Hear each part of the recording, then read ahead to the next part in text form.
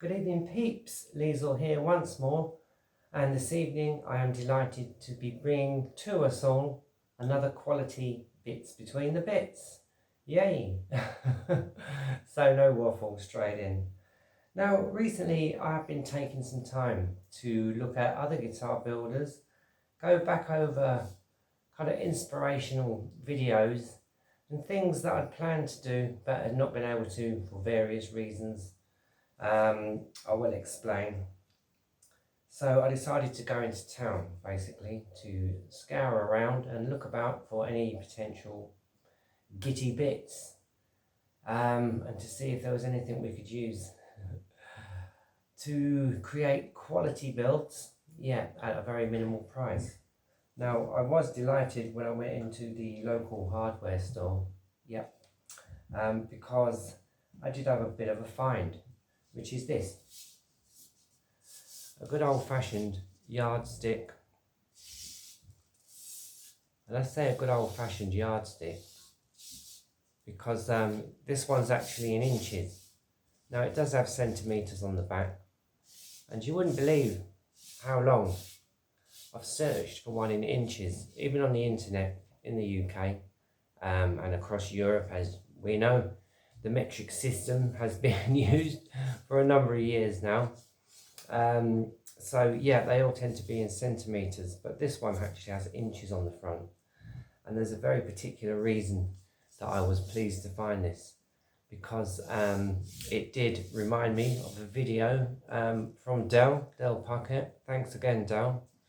Some 2 or 3 years ago now, I think, which I did see, where he used one of these as the fretboard for a semi-fretted instrument, on a 24-inch scale. So the first octave would be at exactly 12 inches. I know that because Del did all the maths. I will try and link the video in the description, but again, as I say, this is Liesl, and this is Liesl. But there are some very interesting facts. Del discussed actually breaking the neck up into parts and putting frets just at certain points. I can't remember them all, but this will become apparent, to kind of create blocks for playing different patterns. And it does sound brilliant. I will try and link the video because it's well worth a watch, and we'll take it from there. But I was delighted, because I've wanted to do this for some time. Yardstick in hand, I did kind of think game on for this one. At the same time, I did manage to purchase this ever so long piece of strip pine, and I have to say I was absolutely amazed at the price, how reasonable it was. Really, I've sourced most of my wood over the years from quite large chain retailers, if you like. And they do tend to be a bit expensive. Now, I would expect to pay about £10.50 for this, UK. Pounds sterling, this was £3.49 or £3.79 or something like that, so a heck of a lot cheaper, and long enough to build up a couple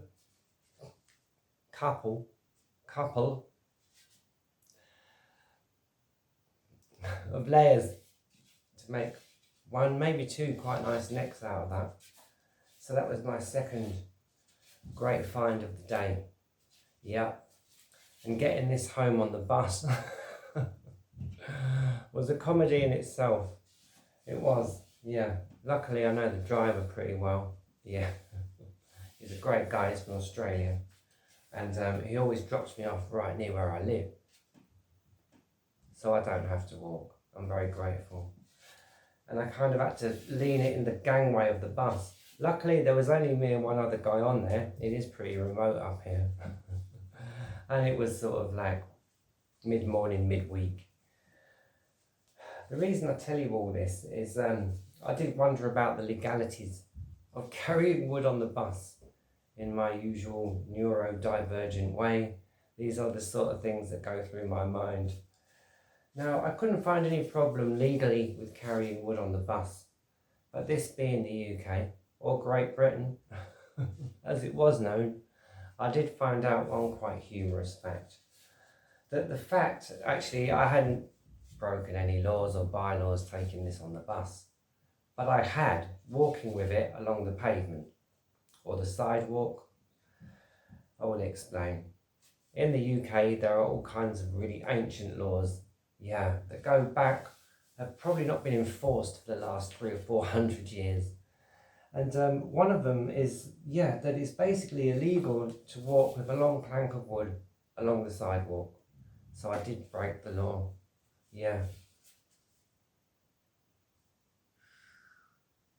An amusing fact for you there.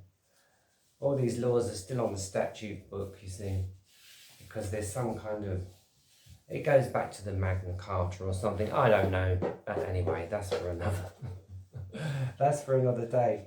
So there's that really. So I've decided to undertake this project. Now the yardstick is pretty slim. You could probably make some sort of strummer with it. Strummer? Right. The strings would be quite close together, or maybe some kind of a chugger with 2 strings. I've not had much success with those, as we all know, but we live in hope. I can't get them to sound good, I don't know why. Or maybe a double string diddley, a bit like Hemingway. I don't know yet. Or maybe just have an option for 2 strings and fit with 1 string. But again, I won't go on too much about that now because that'll be in the next video. And this is bits between the bits. I think that pretty much explains most of it. Yep, I do have my bit of paper here. That's right. No expense spared. Other than to say, for the body, I've decided to use this lovely Arvo Uvasian, is how I would probably pronounce it, cigar box, which is fairly slim. Neck underneath, and the hide bits, something like this. Hopefully when it is complete. And I do intend to take a bit of time on it. I did purchase some nice little trinkets, my dears, to go with these bells. We have some more quality solid brass bureau hinges. They're not cheap, but they're well worth it. So I paid 12 quid for 4, so that's 3 quid each. But they are absolutely solid brass. They're not just painted metal. I got them from Amazon. And I always love those. I do, because they're my favourite way of building a saddle, basically. So it's game on for that. And really, that's about it for this project. Moving on. Yes. Utilising things that we do have hanging around this time. I've listed this as something approaching a one-man band, because that's basically what I did visualise in my mind. This ended up like the end result. I did have the stump stick on the mind, which we mentioned in a previous video. I don't want to jump around too much, so I may talk a little bit more about that at the end. But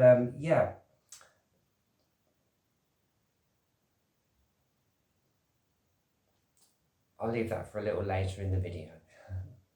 Now again, some time ago, and I must shout out, our good friend Michael from Soutern Fire Guitars did inspire me with resonator builds. Thanks, Michael. You see, I like to go back to these things. Now, he was making resonator guitars using paint can lids as the resonator. I did try this myself some time ago, but I kind of failed at the first hurdle really, because I totally bent the lid trying to get it off the old paint can as it had stuck. It wasn't really very conducive after that to fitting to a box. But ever hopeful and ever innovative, I've come up with a similar idea, and this really is utilising junk and scrap. So I'll explain. Here we have what is or was originally a stash box. Donated to me, yeah, so $0. As you can see, fairly standard.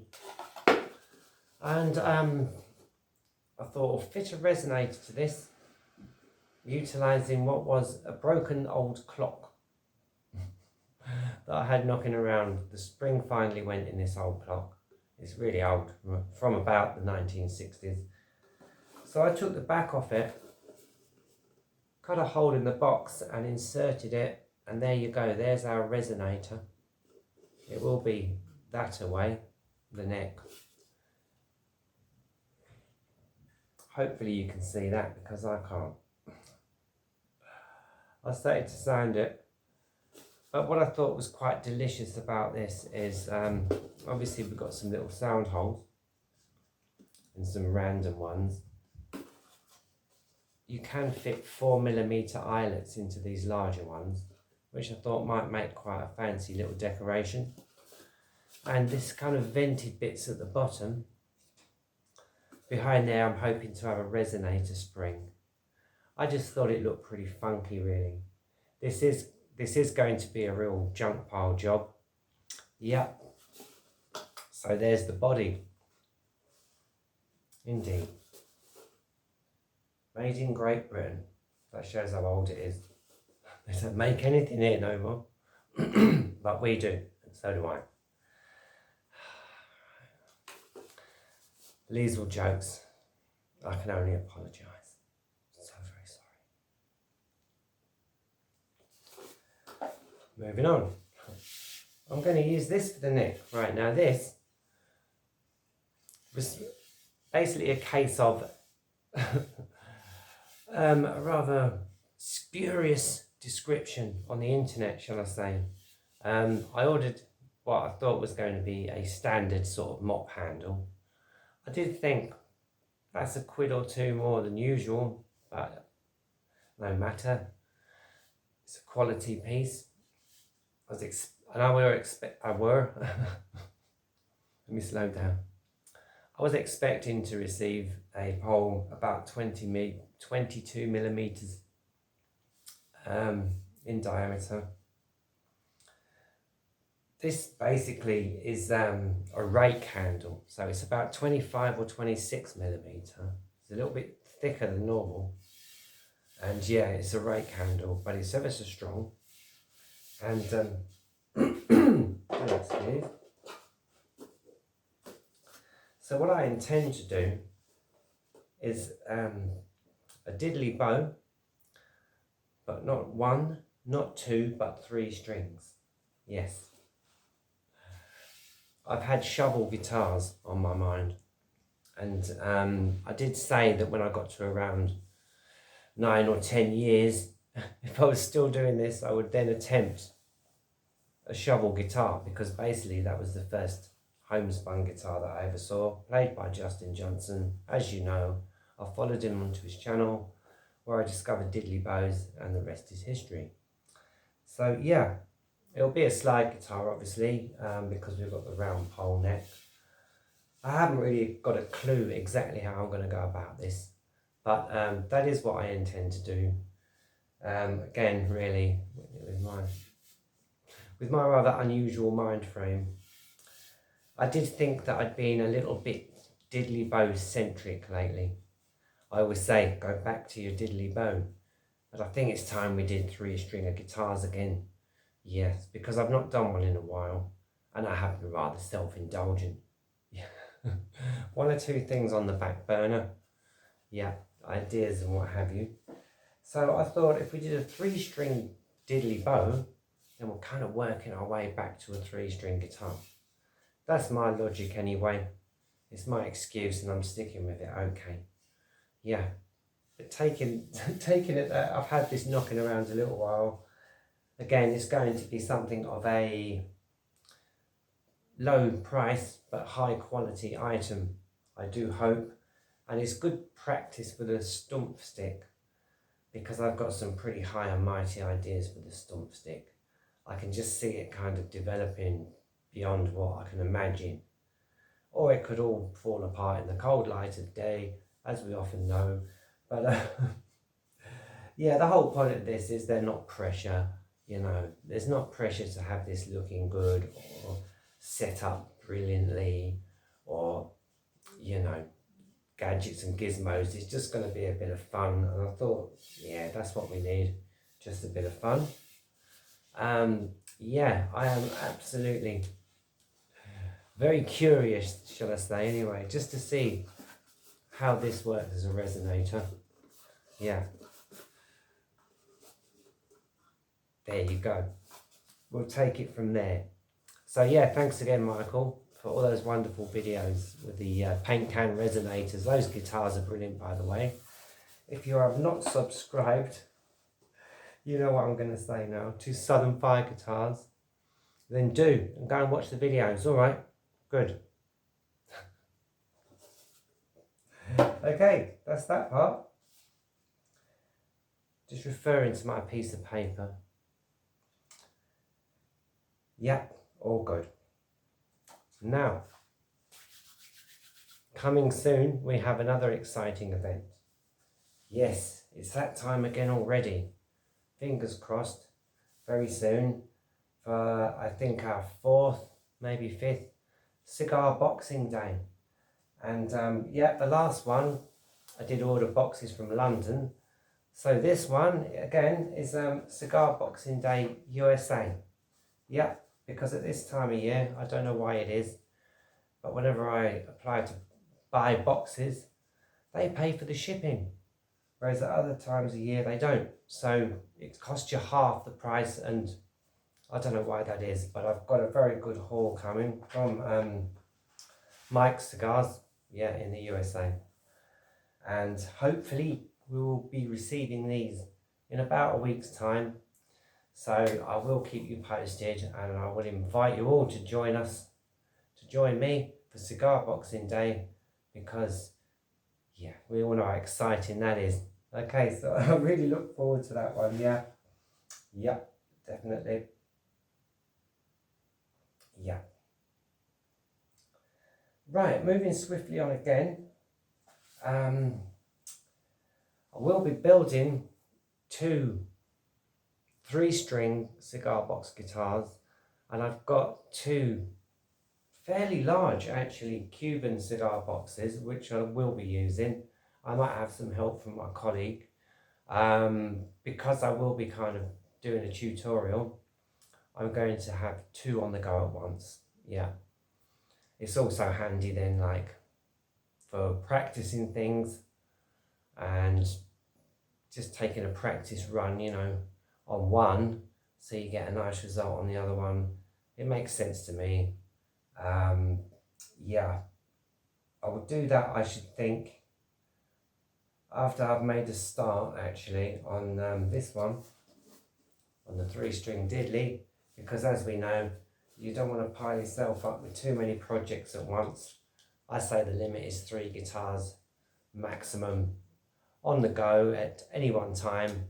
Reason being, as many of us know, I once had 4 on the go in one time, and I did go down with quite a serious case of gitty madness. Now, yes, I know that I'm pretty crazy already, but believe me, the burnout that comes with these things, though, to be quite serious, can be quite serious. Yeah, there's a lot of mental pressure to them sometimes. Yeah, and things go wrong, and you've got to kind of be ready to accept the fact. My last build, actually, the body collapsed because it was such an old box.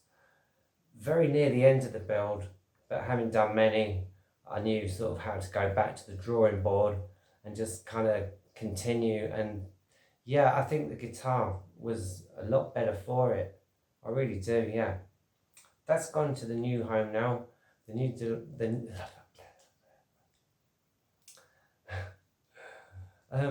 lucky recipient of this guitar, I've been told, is absolutely delighted with it.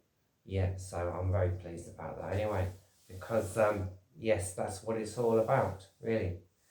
So that's all good. Yeah, I've put here, yeah, large hollow body 3-string guitars. Yeah, they will be electrics, or at least one of them's going to have a single coil pickup. Yeah, and the other one's going to be just a piezo. I won't go on too much about that either, but I've got a couple of ideas that I will explain again at the beginning of the build. I will do the two simultaneously, yeah, but that'll be a little ahead in the future, not too far, within the next couple of weeks, because I'm really keen to get on with the diddley bow, and yeah, basically just to keep my hand in. So, 2 guitars on the go. Shall we do a mini series? I think we shall. It's been a while, hasn't it, since I built anything on camera or did anything of a tutorial, as we may say. So I think that would be a good idea. And yeah, we can make a little playlist for that also. Yeah, that's it. Also, speaking of ordering parts and boxes and what have you, also ordered a couple of vintage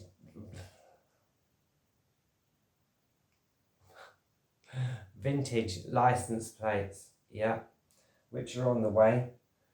So yeah, being very much into building resonators at the moment. Hopefully, again, not too far into the future, we will have some more resonator guitar builds. They are really part of what I would say our other little series that I haven't forgotten about, which is Bits from the Back Burner. Yeah, because license plate guitars, I did the one, didn't I, not so long ago. I don't have that one now, but I did intend to do a lot more. Yeah, I had a stash of plates. I don't know what happened to them really, but I've ordered 2 new ones, yeah, which I did find as I've been trawling. No, sorry, trawling.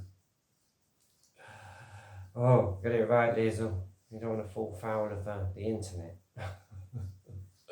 Trawling for decent gitty build parts on the internet. Yeah. And yeah, I've found 1 or 2 things. So really, I would say that's about it for this Bits Between the Bits. Yeah, as ever, I hope that all makes sense. As ever, you know, much more will become apparent, hopefully, when we actually start doing the practical side of these builds. And so, yeah, there it is, peeps. And as ever, really, I would say, looking around the room, I don't think I've missed anything. But as ever, if I have, I'll catch us up on the next video. And that leaves only for me to say, wherever you are, do stay safe. Whatever you're doing, do stay blessed. And whatever life brings, keep building. Okay then, peeps. Bye for now. Bye.